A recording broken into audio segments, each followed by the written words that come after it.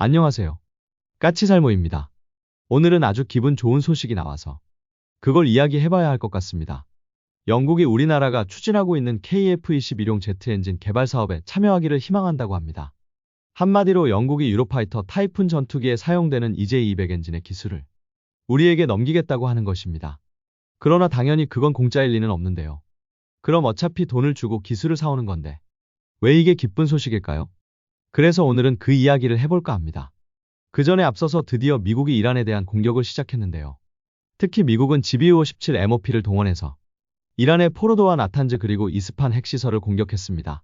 그래서 이걸 언급하지 않고 넘어가긴 그렇고요. 그래서 간단하게 이번에 미국이 시행한 작전에 대해서 분석을 좀 해보겠습니다. 우선 미국은 이번 작전에 B-2 폭격기를 동원해서 GBU-57을 투하했는데요. 정확히는 포르도 핵시설에 12발, 나탄즈 핵시설에 2발을 공격했고 이스판 핵시설은 토마호크 순항미사일 30발을 동원해서 공격을 했습니다. 그런데 이번 공격은 GBU-57의 무서움을 보여주기도 했지만 한편으로는 GBU-57의 한계점도 명확하게 보여주는 공격이었다는 점입니다. 이게 무슨 말이냐라고 했을 때 GBU-57은 결론은 무게가 12톤이나 나가는 초대형 폭탄입니다. 그래서 오직 B-2 폭격기에서만 운용할 수 있는 무장이고 그래서 미국만 운용할 수 있는 무장입니다.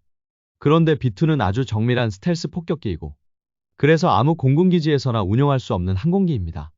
그래서 미국 본토 내지는 B-2를 운용하기 위한 최소한의 설비를 가지고 있는 해외 미군 기지 일부에서만 운용이 가능한 폭격기입니다.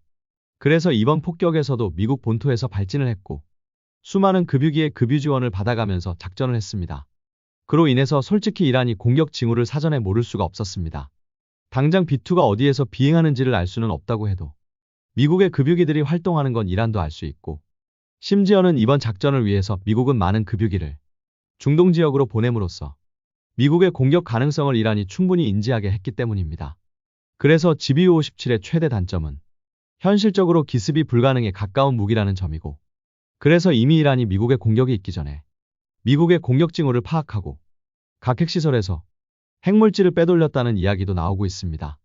실제로 미국 부통령은 이란의 핵시설을 완전히 파괴하지 못했고 80%만 파괴했다고 이야기하기도 했고 IAEA도 미국의 공격 후에도 이란의 핵시설에서 누출되는 방사능이 없다는 이야기를 해서 과연 확실하게 이란의 핵물질을 이번 공격으로 제거했는지 의문을 품게 하고 있습니다. 결론은 이리 된 건 B-2 폭격기와 12톤의 GBU-57로는 현실적으로 정말 적이 완전히 모르게 기습을 하기는 힘들다는 걸 증명한 셈입니다.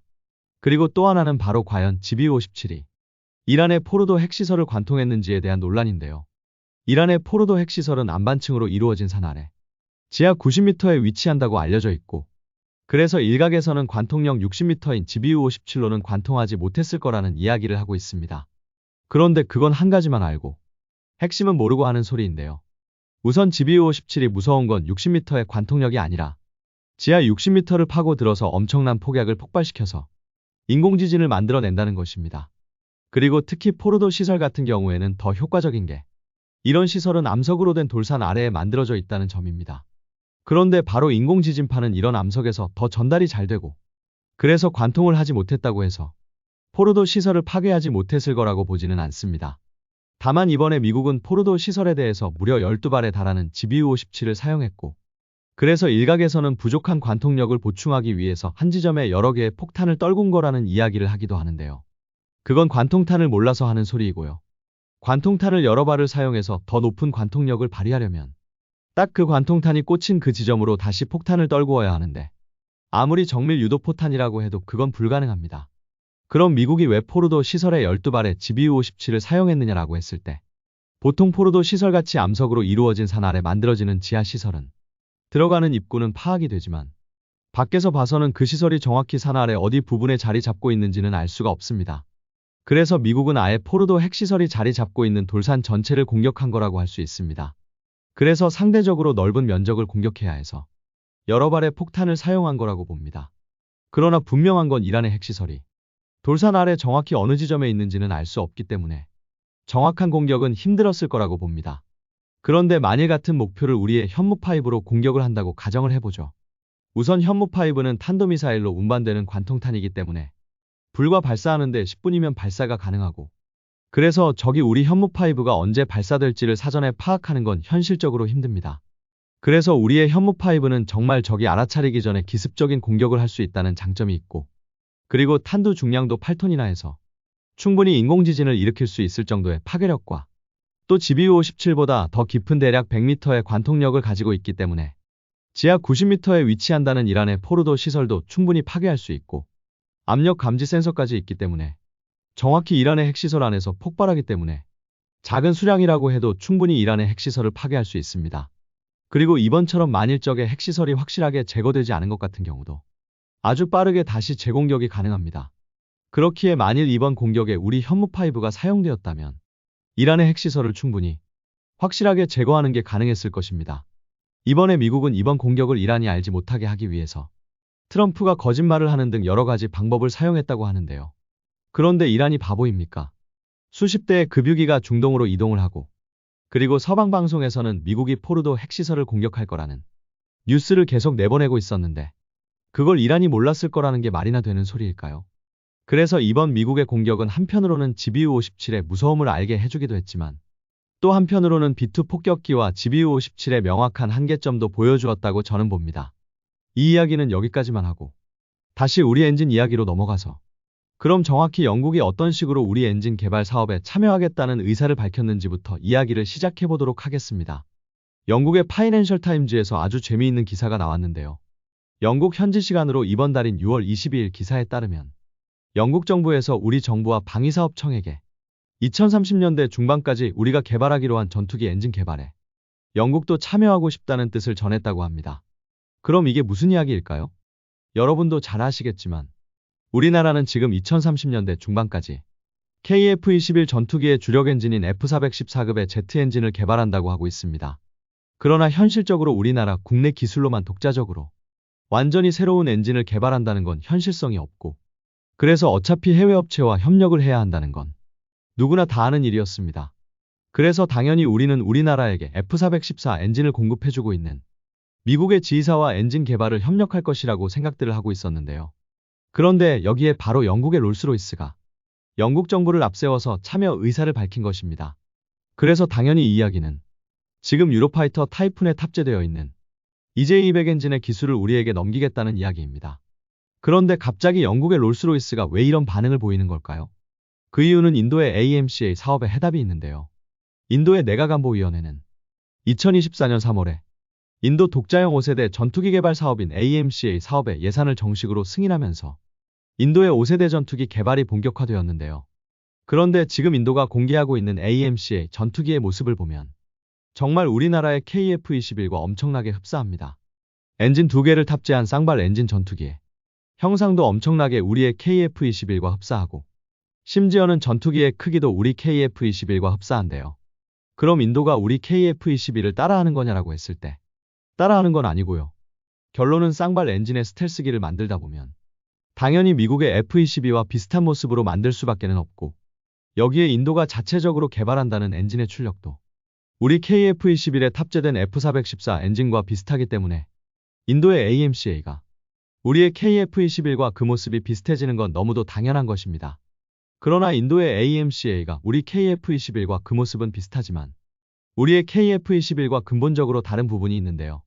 그건 바로 엔진 등을 수입에 의존하고 있는 우리와는 다르게 인도는 AMCA의 엔진부터 시작해서 레이더 그리고 공대공 미사일까지 모든 걸 국산화하겠다고 하고 있습니다.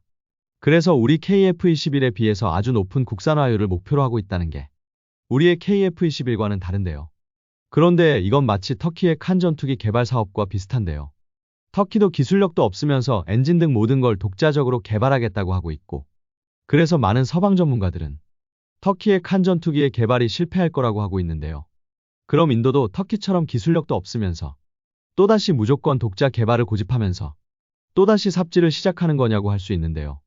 실제로 인도는 과거 테자스 전투기를 개발할 때도 독자적인 엔진을 개발한다고 했었고 심지어는 테자스 전투기의 엔진을 개발한다고 할 때는 아예 해외 기술 지원도 없이 독자 개발한다고 했다가 망해버렸는데요. 그래서 당연히 이번에는 인도도 좀 현실적으로 생각을 해서 AMCA 전투기를 개발하는데 필요한 핵심 기술을 전부 해외에서 도입하기로 합니다. 그래서 엔진 개발도 좀 현실적으로 완전히 인도만의 독자 기술로 새로운 전투기 엔진을 개발하는 걸 포기하고 해외 기술을 도입하기로 했습니다. 그래서 지금은 프랑스의 라팔 전투기에 들어가는 M88 엔진을 개발한 프랑스의 사프란사와 기술 이전에 관한 협상을 진행 중입니다. 재미있는 점은 지금 사프란사가 인도에 넘겨준다는 엔진 기술은 M88 중에서도 가장 최신형이라고 할 수 있는, 심지어는 라팔 전투기에도 아직 적용이 안 된 M88포 엔진이라고 합니다. 그럼 프랑스가 왜 갑자기 자신들이 가진 가장 최신 엔진의 기술을 넘긴다고 하는 것일까요? 그 이유는 간단합니다. 지금 프랑스도 6세대 전투기를 개발 중이고, 그리고 6세대 전투기를 개발하기 위해서는 당연히 새로운 엔진을 개발해야 합니다. 한마디로 프랑스도 가변 사이클 엔진을 개발해야 하는 것입니다. 그런데 문제는 가변 사이클 엔진을 개발하는 비용이 어마어마하게 많이 든다고 하죠. 보통 6세대 전투기 하나를 개발하는 데는 60조 원 정도가 들어가고, 가변 사이클 엔진 하나를 개발하는 데는 못해도 30조가 넘게 들어간다고 알려져 있습니다. 그래서 프랑스는 바로 6세대 전투기의 엔진을 개발하기 위해서 기존 4세대 전투기인 라팔 전투기의 엔진 기술을 인도에게 넘기겠다고 하고 있습니다. 한마디로 라팔 전투기의 엔진 기술을 팔아서 6세대 전투기의 엔진 개발 비용에 충당을 하겠다는 것입니다. 그리고 이번 영국의 제안도 프랑스와 인도의 경우와 완전히 똑같은 이유라고 보시면 됩니다. 결론은 영국도 프랑스처럼 GCAP라고 6세대 전투기를 개발하고 있고, 그리고 당연히 영국도 6세대 전투기를 위해서 가변 사이클 엔진을 개발해야 하고, 당연히 가변 사이클 엔진을 개발하기 위해서는 수십조의 예산이 필요하기는 영국도 마찬가지입니다. 그래서 영국도 우리에게 유로파이터 타이푼의 엔진인 EJ200 엔진의 기술을 넘겨서 엔진 개발 비용의 일부를 마련하려고 하는 것입니다. 그런데 여기서 여러분이 알아야 하는 건, 그건 영국뿐만 아니라 다른 나라들도 다 마찬가지라는 점입니다. 영국의 롤스로이스뿐만 아니라 프랑스의 사프란도, 그리고 미국의 GE도 마찬가지라는 것입니다. 그래서 이건 시작일 뿐이고, 틀림없이 서방의 4대 전투기 엔진 개발사들, 그러니까 영국의 롤스로이스, 그리고 프랑스의 사프란, 여기에 미국의 GE와 프레센 휘트니, 전부 다 우리나라 엔진 개발 사업에 참여하려 할 거라고 저는 봅니다. 지금 이 회사들은 하나같이 똑같이 새로운 6세대 전투기용 엔진인 가변 사이클 엔진을 개발하고 있고, 그래서 기존 4세대 전투기용 엔진 기술은 어찌 보면 팔릴 수 있을 때 빨리 팔아버려야 하는 입장인 건 다들 마찬가지입니다. 솔직히 과거에 우리가 KF-21 전투기 개발을 시작할 때도 영국의 롤스로이스의 EJ200과 그리고 프랑스 사프란사의 M88이 지금 우리 KF-21의 엔진인 GE의 F414와 경쟁했던 게 다시 반복된다고 할 수 있는 것이고요. 물론 그때도 그러했고 지금도 마찬가지인데요.